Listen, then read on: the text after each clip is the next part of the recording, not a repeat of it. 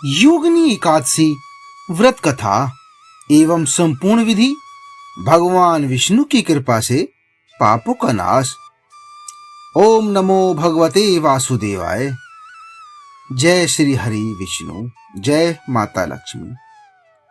प्रणाम मित्रों, आप सभी का हमारे चैनल में हार्दिक स्वागत है। आज हम जानेंगे आषाढ़ माह के कृष्ण पक्ष की अत्यंत पवित्र योगिनी एकादशी के बारे में। शास्त्रों में कहा गया है कि जो मनुष्य श्रद्धा पूर्वक योगिनी एकादशी का व्रत करता है उसके समस्त पाप नष्ट हो जाते हैं, रोग और दरिद्रता दूर होती है। अंत में भगवान श्री हरि विष्णु के परम धाम की प्राप्ति होती है। आज की इस वीडियो में हम जानेंगे योगिनी एकादशी का महत्व, व्रत की संपूर्ण विधि, पूजन सामग्री, क्या करें और क्या न करें, तथा पद्म पुराण में वर्णित इसकी दिव्य कथा। तो आइए श्री हरि का स्मरण करके आरंभ करते हैं। योगिनी एकादशी का महत्व। एक बार धर्मराज युधिष्ठिर ने भगवान श्री कृष्ण से पूछा कि हे प्रभु, आषाढ़ माह के कृष्ण पक्ष की एकादशी का क्या नाम है और इसका क्या फल है। तब भगवान श्री कृष्ण ने कहा कि हे राजन, इस एकादशी का नाम योगिनी एकादशी है। इसका व्रत करने से असंख्य पाप नष्ट हो जाते हैं।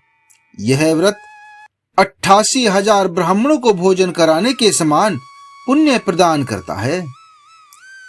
व्रत की संपूर्ण विधि। अब जानिए इस व्रत को किस प्रकार करना चाहिए। एक दिन पहले सात्विक भोजन करें और ब्रह्मचर्य का पालन करें। एकादशी के दिन प्रातः ब्रह्म मुहूर्त में उठकर स्नान करें। स्वच्छ पीले या सफेद वस्त्र धारण करें। घर के मंदिर में भगवान श्री विष्णु और माता लक्ष्मी की प्रतिमा या चित्र स्थापित करें। एक चौकी पर पीला वस्त्र बिछाकर भगवान को विराजमान करें। इसके बाद दीपक जलाएं, धूप अर्पित करें, पीले पुष्प चढ़ाएं, तुलसी दल अवश्य अर्पित करें, फल, पंचामृत और नैवेद्य अर्पित करें। अब भगवान विष्णु को चंदन का तिलक लगाएं।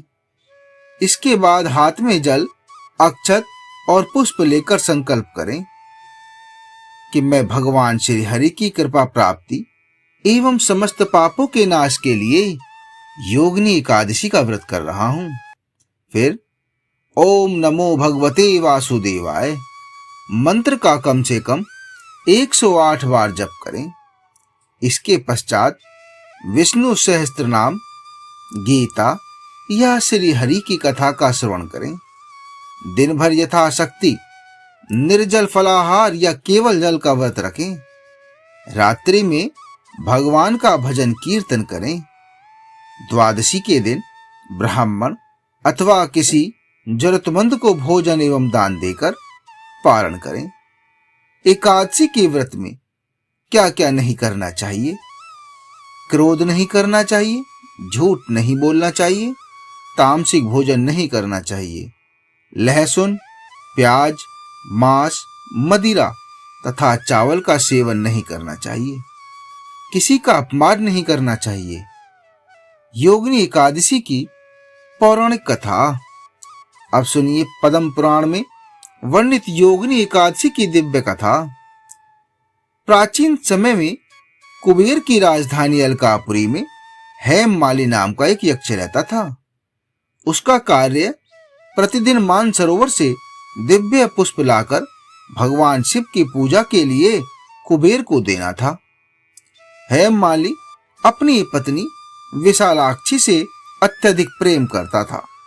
एक दिन वह अपनी पत्नी के प्रेम में इतना डूब गया कि समय पर पुष्प नहीं पहुंचा सका।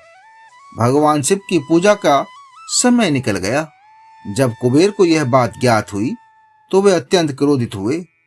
उन्होंने हेममाली को शाप दिया कि हे मूर्ख, तू अपने कर्तव्य से विमुख हुआ है, इसलिए तू कोढ़ी होकर पृथ्वी पर भटकेगा और अपनी पत्नी से भी वियोग भोगेगा। कुबेर के साप से हेममाली तत्काल कोढ़ से पीड़ित होकर पृथ्वी पर गिर पड़ा। वह जंगल जंगल भटकता रहा। भूख, प्यास और पीड़ा से उसका जीवन अत्यंत दुखमय हो गया। एक दिन उसे महान तपस्वी ऋषि मार्कंडे के दर्शन हुए। ऋषि ने उसके दुख का कारण पूछा।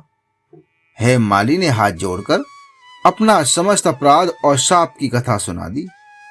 तब महर्षि मार्कंडे ने कहा कि यदि तुम आषाढ़ माह के कृष्ण पक्ष की योगिनी एकादशी का श्रद्धा पूर्वक व्रत करोगे तो तुम्हारे समस्त पाप नष्ट हो जाएंगे।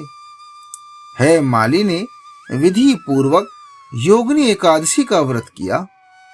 भगवान श्री हरि विष्णु की कृपा से उसका कोढ़ समाप्त हो गया।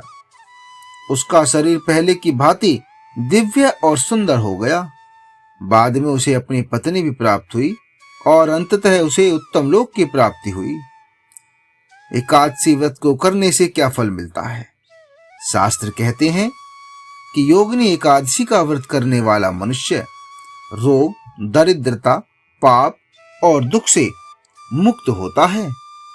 भगवान विष्णु और माता लक्ष्मी की कृपा उसके जीवन में बनी रहती है। जो व्यक्ति श्रद्धा से इस व्रत की कथा सुनता या सुनाता है उसे भी महान पुण्य प्राप्त होता है।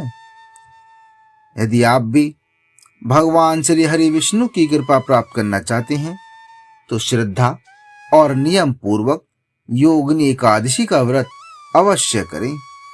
यदि आपको यह पौराणिक जानकारी अच्छी लगी हो तो वीडियो को लाइक करें, अपने परिवार और मित्रों के साथ साझा करें और हमारे चैनल को अवश्य सब्सक्राइब करें।